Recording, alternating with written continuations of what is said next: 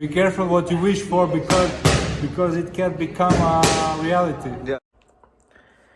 The Untouchable True School Sports Empire proudly presents something the boxing games are missing. Hey, what's going on? It's your boy BT, and I came here to talk some boxing with the thousands of True School Sports subscribers. Alright, so you guys know that it is in fact the road to that big June 1st card in Saudi Arabia featuring Bivol vs. Beterbiev, but it's also the road, because you guys know we're big supporters of Filip Hrgovic here on this channel. So I'm going to be talking a lot about his fight with Daniel Dubios in the coming days, weeks, and months leading up to the fight, because it's a big fight for his career. He's been waiting to fight a big name for a long time. Dubois would qualify as the biggest name he's fought to date in his career.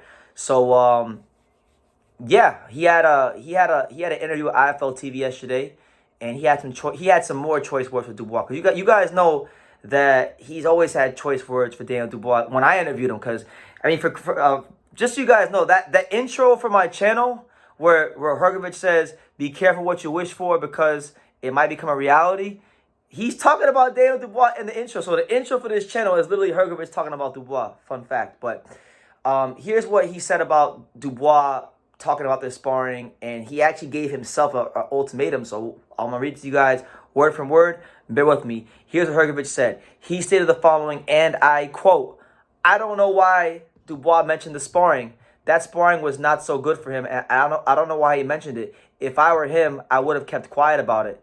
He said that he has changed. Of course he has changed because he was very young when we sparred, but I too was young. I think he has improved, but one thing you can never change is your character because that is who you are." He also said that he believes he's the best heavyweight in the world. Hrgovic stated, "Of course, I think I am the best. I am working hard. I have been in this sport for 18 years working like a fucking maniac. If I lose to Dubois, then fucking shit." He says, "If I lose to Dubois, then fuck that shit, man. I may not be as good as I think, so I would have to retire." So Hrgovic is already saying, if he loses to Daniel Dubois, he's going to have to retire. And now, look, you guys know my policy. I don't like when fighters talk about retirement at all. I don't think it's ever a good sign. But in this case, I know Hrgovic pretty well. I don't think he wants to retire. I've had some good conversations with him recently. I don't think he wants to retire. I think Filip Hrgovic this is actually him showing his unfiltered confidence. This guy is one of the most confident people I know in boxing. He's really confident in his abilities, and he should be, because he's also one of the hardest working fighters I know in boxing. And I know some pretty hard working fighters, so that's a big statement.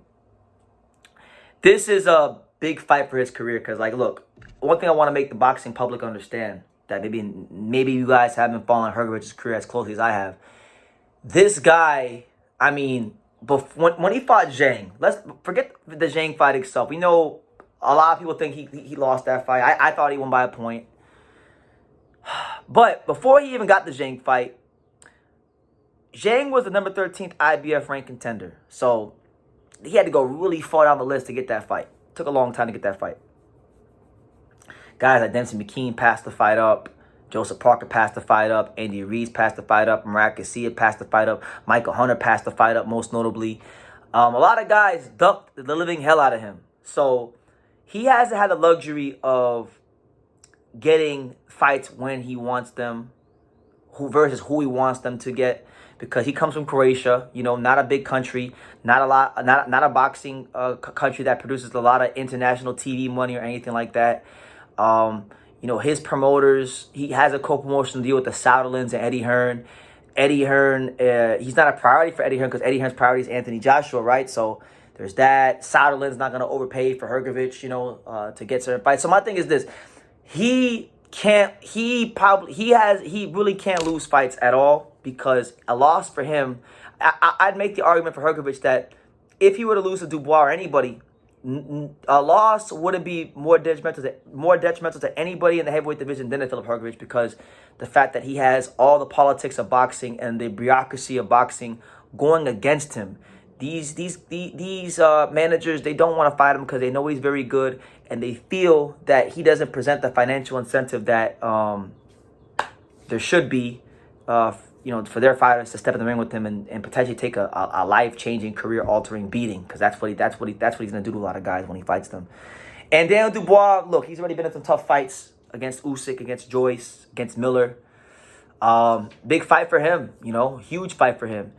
And I give him a chance. To the heavyweight division, I give him a chance. I give any heavyweight a chance because there's always that one punch factor. One punch can change everything. But I genuinely believe to the core of my bones, all the frustration, all the politics of boxing, everyone that was talking trash after the Zhang fight, everyone bigging up AJ, talking about AJ's this and AJ's that. Meanwhile, he don't want to fight. He don't even want to fight Hrgovic, because how do you get from Hrgovic is the number one ranked fighter, AJ is the number 3 ranked fighter, Dubois is 4. How do you bypass AJ to fight Dubois? It's only if AJ and his handlers don't want to fight, which I believe is the case. So, everybody running their mouth about AJ. Everyone who was bigging up Jared Anderson, talking about Jared Anderson is this and Jared Anderson is that, and Jared Anderson beat Hrgovic after the Zhang fight.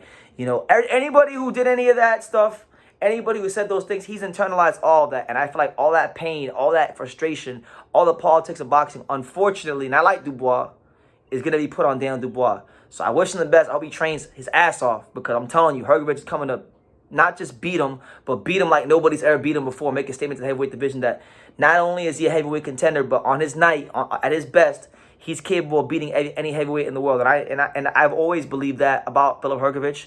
I maintain that belief throughout his entire career, and I will continue to maintain that belief until I'm shown otherwise. Until somebody knocks him out and shows that the level's above him, I will maintain that belief. Because when you talk about Filip Hrgovic, you're talking about one of the most experienced heavyweights in the world, deep amateur background, amazing experiences in the gym with sparring some of the best fighters in the world. You're talking about a guy that had his worst night. 95% of fighters couldn't deal with half of what he dealt with going into the Zhang fight and still find a way to win.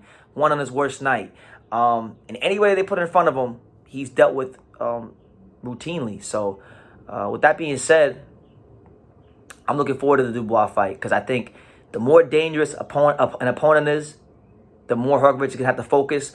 The more Hrgovic has to focus, the more the more skills he can show you guys, the boxing fans. He can show you guys the footwork, the athleticism he does have, the boxing skills, the straight right hand. There's so much he hasn't even shown you guys, and I think the Dubois fight is going to be a fight where people really start to see what I've been telling you all these years. So yeah, that's the news. Filip Hrgovic gives himself an ultimatum to retire if he can't beat Daniel Dubois. So big words, Daniel Hrgovic. What do you guys make of it? Leave your comments down below. Make sure you guys take the time to subscribe. And like I say in every single one of these videos, you can love me or you can hate me, but I'm just a kid from Daniel. So until next time, take care, guys. Thank you for watching another video on the untouchable True School Sports Empire. I'm at the Boxing Hall of Fame out here in Cant, New York. And for more great boxing content just like this video, make sure you click and subscribe right over here.